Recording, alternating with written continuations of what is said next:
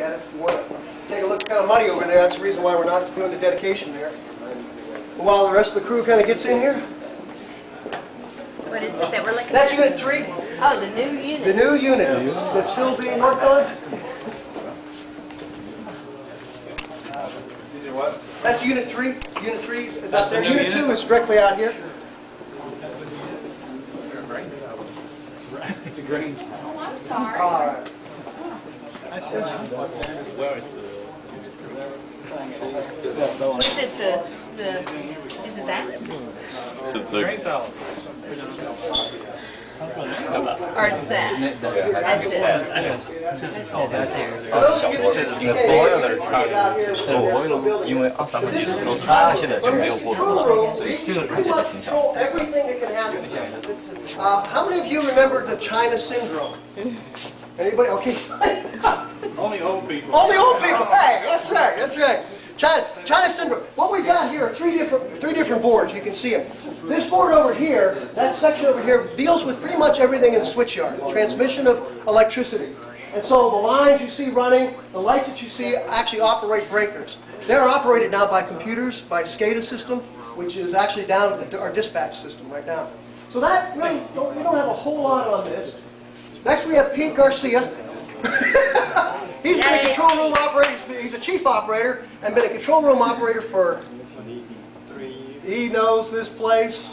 When it burps, he knows. And he's been here forever. And Pete has come back out of retirement several times to help us. And his help is invaluable. In fact, Pete and I worked together. I was his outside guy for a while. And so, anyway, Pete and I go back a little bit. What we have over here is our turbine system. And this basically controls everything that's, essentially, everything that's in this building is controlled here. Not completely, but just for ease sake. And this is the boiler system, and that takes care of everything that goes out that way. And when there's an alarm, you can see there's all kinds of alarms.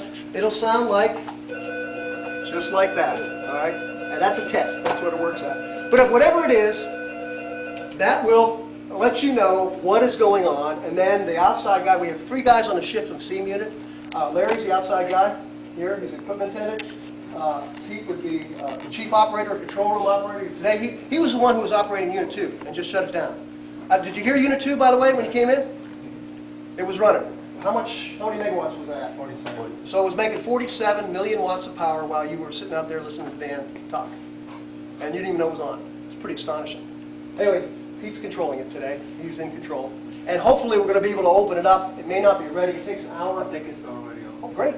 We'll get a chance to look at the jet engine. So this is the control room. This controls pretty much everything. Now, what was really interesting, where's the gentleman? Sir, what's your name? Thurman. Thurman. Oh, great. Thurman. Well, it's a pleasure to meet you, sir. All this is needed to make 1 million watts of power. Or, an hour. That's how it works. We've got 2 50 megawatt units essentially out here. And here's what it takes to control that. It's this CPU and that CPU. And that's it. And 3 or 4 mouse. And that screen that's the little gray screen. The gray screen is our continuous emissions monitoring system. That monitors the NOx, the CO2, the O2 system. It's that little gray one there. And that's it for Unit 2.